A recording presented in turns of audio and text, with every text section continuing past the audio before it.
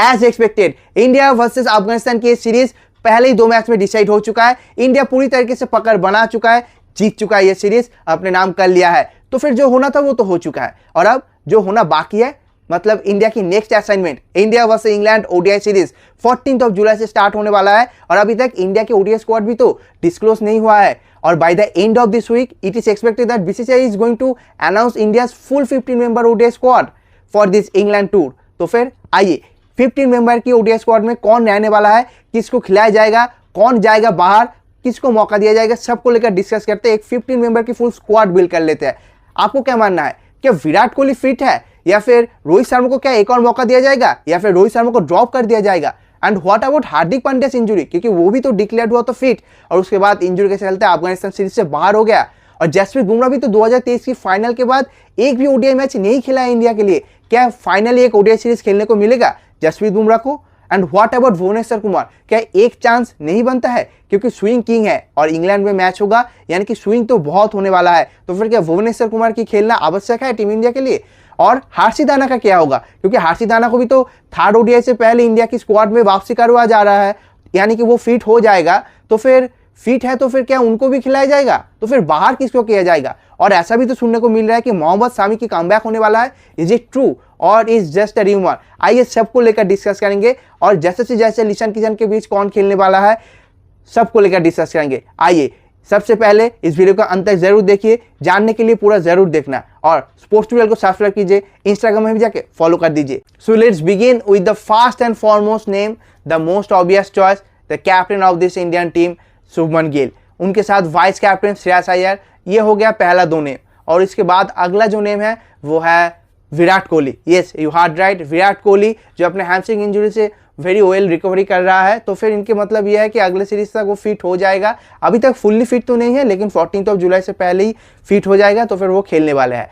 और इनके बाद 4th चॉइस जो होगा अगला बैटर और last batter of this squad, वो होने वाला है रोहित शर्मा। ड्रॉप करने की कोई सवाल है ही नहीं। रोहित शर्मा पूरे विश्व में एक और नहीं मिलेगा, तो फिर आपके पास जो है उनके साथ जाइए। रोहित शर्मा जो कि प्लेइंग 11 में भी रहेगा, यानी कि रोहित शर्मा 4th बैटर। तो ये हो गया 4 बैटर्स लिस्ट। और अब 2 विकेट कीपर जो होने वाला है, सबसे पहले तो केएल राहुल, जो था, है और रहने वाला है। यानी कि केएल राहुल जो कि बहुत ही वर्सेटाइल क्रिकेटर है, ऊपर खेलता है, मिडिल ऑर्डर में खेलता है, नीचे आके खेलता है, जब भेजो तब खेलता है और सक्सेसफुली रन भी बनाता है। तो फिर केएल राहुल जो फर्स्ट विकेट कीपर चॉइस है। And second wicket keeper choice Ishan Kishan, 125 second match में कर दिया है, यानी कि अपना स्क्वाड में जगह पक्का तो कर ही लिया है, और वो ओडीआई स्क्वाड में भी वापसी कर चुका है, कमबैक हो चुका है, यानी कि ईशान किशन। और अगर ईशान किशन खेल रहा है, वो ओपनर्स की भी बैकअप दे सकता है, नंबर 3 नंबर 4 पे भी खेल सकता है, और नंबर 5 पे भी आप चाहोगे तो वही वहाँ भी खेल देगा।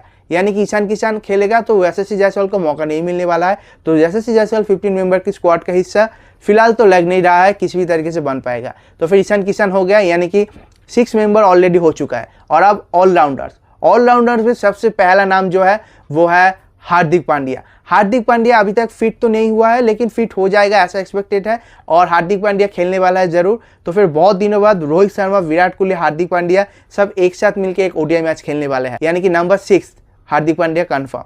और उनके बाद नीतीश कुमार रेड्डी, एक और जो हार्दिक पांड्या के बैकअप, बहुत ही बढ़िया गेंदबाजी भी कर रहा है, और इंग्लैंड में गेंदबाजी करके तो और भी ज़्यादा मज़ा आएगा, और भी ज़्यादा इंप्रूव करने की कोशिश भी करेगा और चांसेस भी मिलेगा, यानी कि हार्दिक पांड्या के साथ नीतीश कुमार रेड्डी। तो ये हो गया 2 ऑलराउंडर। उनके साथ एक और जो नाम है जिन पर ये टीम बहुत ज़्यादा भरोसा दिलाता है, बहुत ज़्यादा विश्वास करते हैं, वो नाम है वाशिंगटन सुंदर। वाशिंगटन सुंदर को 3 फॉर्मेट खिलाड़ी बना चुके हैं, और इनके पास बॉलिंग के लिए उतना कुछ ज़्यादा वेरिएशन है भी नहीं, लेकिन बॉलिंग के लिए नहीं, इनको एज अ बैटर ही ज़्यादातर यूज़ किया जाता है, यानी वाशिंगटन सुंदर तो रहेगा। वाशिंगटन सुंदर नंबर 3 ऑलराउंडर। और एक और ऑलराउंडर जो है वो है अक्षर पटेल। अक्षर पटेल जो इस टीम का हिस्सा था, उनको रेस्ट दिया गया था, और फाइनली अब ऐसा लगता है मुझे कि इस सीरीज़ के लिए तो खेलना चाहिए, और इंग्लैंड सीरीज़ में लिया जाएगा अक्षर पटेल को।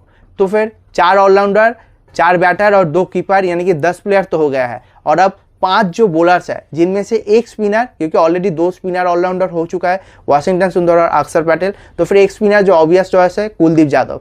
तो ये हो गया है 11 प्लेयर।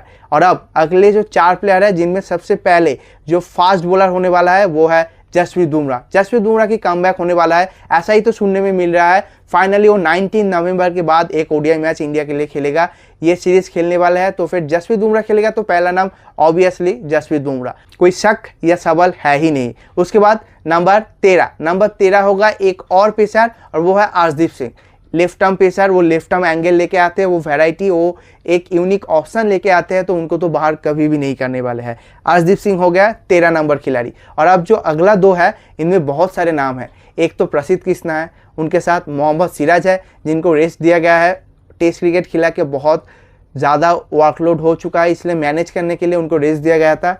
तो फिर प्रसिद्ध कृष्णा, मोहम्मद सिराज और गुन्नूर ब्राड और प्रिंस यादव को भी इस सीरीज में खिलाया, तो फिर क्या उनको भी खिला सकता है? और मोहम्मद सामी की कमबैक होने वाला है, ऐसा भी तो अफवाह चल रहा है बाजार में। उनके साथ भुवनेश्वर कुमार को क्या एक और मौका देगा?